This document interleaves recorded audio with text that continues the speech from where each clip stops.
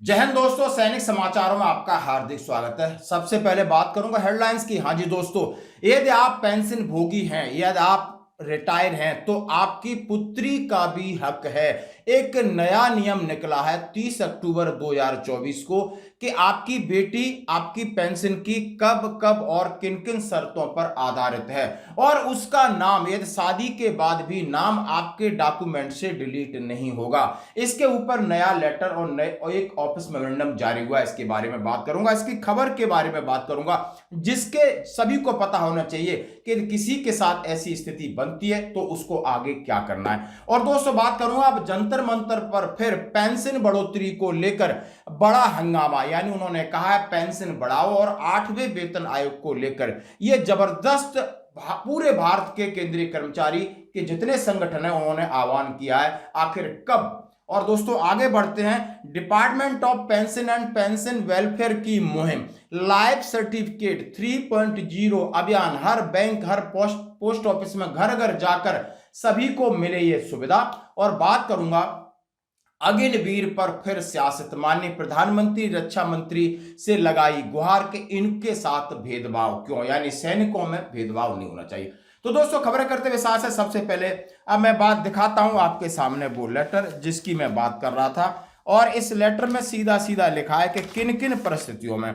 यह लेटर है 30 अक्टूबर 2024, कार्मिक लोक शिकायत पेंशन मंत्रालय, पेंशन और पेंशन भोगी कल्याण विभाग। सब्जेक्ट है केंद्र सरकार के पेंशन भोगी के पारिवारिक विवरण से पुत्री का नाम हटाने पर स्पष्टीकरण, यानी क्या पुत्री आपकी पेंशन की हकदार नहीं है। ये हेडिंग है, ये लेटर मैं आपके साथ शेयर कर रहा हूं, उसके साथ इसकी खबर भी है। और खबर अमर उजाला ने छापी है और सीधा सीधा कहा है कि सेवानिवृत्ति के बाद पेंशन के लिए बेटियों का नाम पारिवारिक रिकॉर्ड में रहेगा। पेंशन और कल्याण विभाग ने हाल ही में एक विनियम यानी ऑफिस मेमोरेंडम जारी किया है, जो मैं आपके साथ शेयर करूंगा।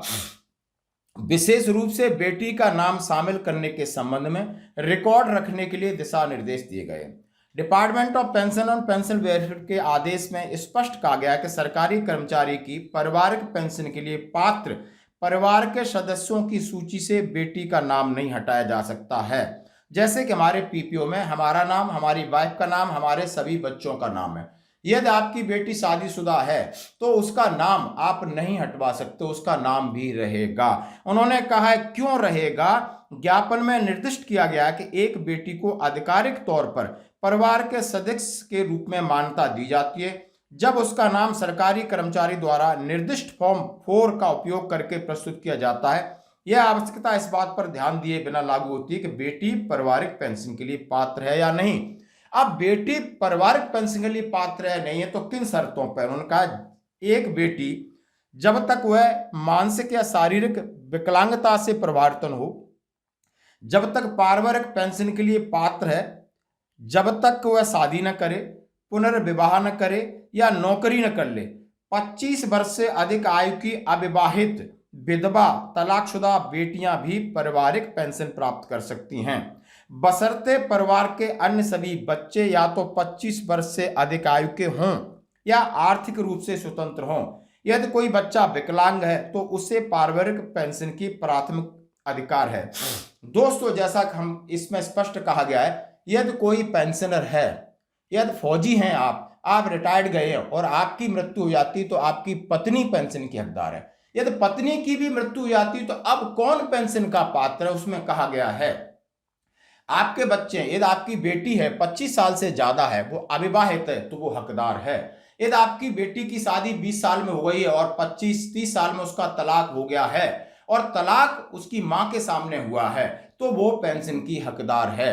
हाँ जी दोस्तों, आपकी पेंशन हकदार है, बशर्ते उस बेटी से कोई उसका भाई छोटा है, यदि वो विकलांग है, 25 साल से उम्र उसकी कम है तो पहले प्राथमिकता उसको दी जाएगी। यदि ये सारी कंडीशन है। और उसी में यदि मैं बात करूं, यदि आप पेंशन हो, यदि आपकी पत्नी जॉब करती है, आप घर पर रहते हो, तो फिर पेंशन का हकदार कौन होगा, पति होगा या उसके बच्चे होंगे, उसमें प्राथमिकता में थोड़ा सा बदलाव है। ये नए पारिवारिक पेंशन आवंटन निर्देश संबंधित नीति विशिष्ट कानूनी परिदृश्यों के तहत पारिवारिक पेंशन आवंटन को संभालने के लिए संरचित दृष्टिकोण को प्रदान करती है, जिससे सुनिश्चित होता है कि बच्चों की भलाई को भी प्राथमिकता दी जाए। मुख्य प्रावधान इस प्रकार है। एक कहानी ये थी कि आप इंडिविजुअल यानी बंदा, आप पेंशनर है, वो चला जाता है, उसकी वाइफ और बच्चे। अब यदि आपकी वाइफ फौज में नौकरी करती हैं या आपकी केंद्रीय कर्मचारी हैं और आप बेले हैं, उसके बाद क्या कंडीशन बनती है? क्या इसके बाद जैसे पति के बाद पत्नी का अधिकार है, तो पत्नी के बाद पति का अधिकार नहीं है, पत्नी के बाद बच्चों का अधिकार आता है और बच्चों के बाद फिर पति का अधिकार आता है। यहां पर थोड़ी भिन्नता है। इसमें लिखा है कि यदि कोई भी पत्नी जॉब करती है, उसका कोई तलाक संबंधी कोई डिस्प्यूट चल रहा है, तो जिन्होंने अपने पति के खिलाफ प्रासंगिक सुरक्षा अधिनियमों के तहत कोई मामला दर्ज है, तो मृत्यु की स्थिति में उनके बच्चों को पारिवारिक पेंशन मिलेगी। यदि वो मर जाती हैं तो उनके बच्चों को मिलेगी। पारिवारिक पेंशन का आदेश महिला की मृत्यु के समय कोई पात्र संतान मौजूद नहीं है तो पारिवारिक पेंशन जीवित विधुर को मिलेगी। विधुर मतलब उसके पत्नी चली गई तब उसका अधिकार है, कोई बच्चा नहीं है। यदि नाबालिग बच्चे या विकलांग बच्चे मौजूद हैं तो पेंशन शुरू करने में विधुर को मिलेगी, बशर्ते बच्चे का अभिभावक बना रहे, और विधुर अभिभावक नहीं रह जाता है तो पेंशन का भुगतान कानूनी अभिभावक के रूप में किया जाएगा। उन्होंने कहा यदि बच्चे हैं और यदि इसका अभिभावक का सर्टिफिकेट उसके पिता देते हैं तो पिता को मिलेगी, नहीं तो आपको कानूनी तौर पर अभिभावक बनाना पड़ेगा।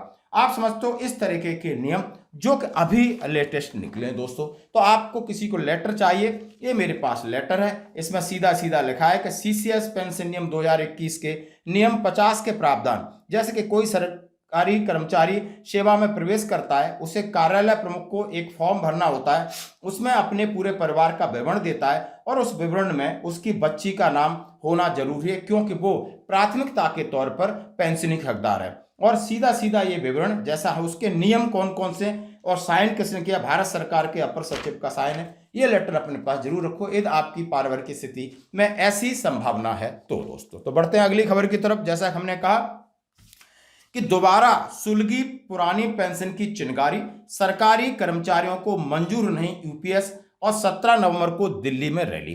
हाँ जी दोस्तों, आप समझ सकते हो आज है 6 तारीख, 17 नवंबर को दिल्ली में जंतर मंतर पर महारैली, जयघोष रैली का आयोजन हो रहा है। क्योंकि आप समझ सकते हो पेंशन 4 प्रकार की हो गई है। एक ओल्ड पेंशन हो गई है, न्यू पेंशन हो गई है, फिर यूपीएस पेंशन हो गई है। अलग अलग प्रकार की पेंशन से बहुत सारे कर्मचारी इस बात को लेकर परेशान है कि उनकी जो पेंशन के नियम बनाए गए हैं वो कंफ्यूज हैं, उन्हें समझ में नहीं आ रहा है। उनका सीधा है कि आप ओल्ड पेंशन लागू करिए, और जहां पर भारतीय जनता पार्टी शासित प्रदेश नहीं है, दूसरे प्रदेश है, उन्होंने इसकी घोषणा कर दी है। पंजाब के मुख्यमंत्री भगवंत मान ने कहा है कि नहीं, हम लाखों कर्मचारियों को इस दिवाली पर 50% यानी पुरानी पेंशन का तोहफा दे रहे हैं, क्योंकि आप अर्धसैनिक बल हैं या आप केंद्रीय कर्मचारी हैं या स्टेट के कर्मचारी हैं, आप एनपीएस और यूपीएस के झंझट से उन्होंने बाहर निकाला है। जब हर स्टेट में ऐसा हो रहा है तो आखिर उन पैरामिलिट्री फोर्सेस के जवान जो 2004 के बाद अपनी जान कुर्बान करके इस देश की रक्षा कर रहे हैं, क्या उन्हें उनकी लाइफ सिक्योर नहीं होनी चाहिए? इसी को लेकर के सिस्टम ਨੂੰ ਤੇ ਨਿਊ ਪੈਨਸ਼ਨ ਸਿਸਟਮ ਜਿਹੜਾ ਹੈਗਾ 2004 ਤੋਂ ਲਾਗੂ ਹੈ, ਇਹਨੂੰ ਰਿਵਿਊ ਕਰਾਂਗੇ ਤੇ ਉਸ ਤੋਂ ਬਾਅਦ ਅਸੀਂ ਫੈਸਲਾ ਲਵਾਂਗੇ। ਤੇ ਮੈਂ ਅੱਜ ਪੰਜਾਬ ਦੇ ਸਾਰੇ ਮੁਲਾਜ਼ਮਾਂ ਨੂੰ ਇੱਕ ਖੁਸ਼ਖਬਰੀ ਦੇ ਰਿਹਾ ਕਿ ਪੰਜਾਬ ਸਰਕਾਰ ਨੇ ਫੈਸਲਾ ਕੀਤਾ ਹੈ ਕਿ ਦੀਵਾਲੀ ਦੇ ਤੋਹਫੇ ਦੇ ਤੌਰ ਤੇ ਅਸੀਂ ਪੰਜਾਬ ਦੇ ਵਿੱਚ ओल्ड पेंशन स्कीम लागू कर रहे हैं। ਇਹਦਾ ਸਿਧਾਂਤਕ ਤੌਰ ਤੇ ਅੱਜ ਕੈਬਨਿਟ ਦੇ ਵਿੱਚ ਫੈਸਲਾ ਹੋ ਗਿਆ। ਬਾਕੀ ਜਿਹੜੇ ਵੇਰਵੇ ਨੇ ਉਹ ਸਾਰੇ ਬਾਅਦ ਦੇ ਵਿੱਚ ਤੁਹਾਨੂੰ ਦੱਸ ਦਿੱਤੇ ਜਾਣਗੇ। ਇਹਦੇ ਨਾਲ ਲੱਖਾਂ ਮੁਲਾਜ਼ਮਾਂ ਨੂੰ ਫਾਇਦਾ ਹੋਊਗਾ ਜਿਨ੍ਹਾਂ ਨੇ ਕੰਮ ਕੀਤਾ, ਰਿਟਾਇਰ ਹੋਏ, ਪਰ ਉਸ ਤੋਂ ਬਾਅਦ ਵੀ ਉਹਨਾਂ ਨੂੰ ਇਹ ਪਤਾ ਨਹੀਂ ਹੈਗਾ ਕਿ ਉਹਨਾਂ ਨੂੰ ਜ਼ਿੰਦਗੀ ਜਿਉਣ ਲਈ ਉਹਨਾਂ ਦੇ ਕੰਮ 'ਚੋਂ ਜਿਹੜੀ ਪੈਨਸ਼ਨ ਮਿਲਣੀ ਸੀ ਉਹ ਮਿਲੂਗੀ ਜਾਂ ਨਹੀਂ ਮਿਲੂਗੀ, जो कि 2004 ਦੇ ਵਿੱਚ ਨਿਊ ਪੈਨਸ਼ਨ ਸਕੀਮ ਲਾਗੂ ਕਰ ਦਿੱਤੀ ਗਈ ਸੀ। तो ਅਸੀਂ ਪੰਜਾਬ ਨੂੰ, ਸਾਡੇ ਸੂਬੇ ਨੂੰ ਅਸੀਂ ਹੁਣ ओल्ड ਪੈਨਸ਼ਨ ਸਕੀਮ ਦੇ ਅੰਡਰ ਲੈ ਕੇ ਆ ਰਹੇ ਹਾਂ। ਮੈਂ ਸਾਰੇ ਮੁਲਾਜ਼ਮਾਂ ਨੂੰ ਦੀਵਾਲੀ ਦੀਆਂ ਬਹੁਤ-ਬਹੁਤ ਵਧਾਈਆਂ ਦਿੰਦਾ ਤੇ ਨਾਲ-ਨਾਲ ਜਿਹੜੀ ਉਹਨਾਂ ਦੀ ਇਹ ਮੰਗ ओल्ड ਪੈਨਸ਼ਨ ਸਕੀਮ ਵਾਲੀ ਹੈ ਅਸੀਂ ਲਾਗੂ ਕਰ ਦਿੱਤੀ ਹੈ। ਅਰਵਿੰਦ ਕੇਜਰੀਵਾਲ ਜੀ ਨੇ ਸਾਨੂੰ ਇਹੀ ਕਿਹਾ ਹੋਇਆ ਜੋ ਕਹਿਣਾ ਹੈ ਉਹ ਕਰਨਾ ਹੈ, ਜੋ ਨਹੀਂ ਕਰ ਸਕਦੇ ਉਹ ਕਹਿਣਾ ਨਹੀਂ।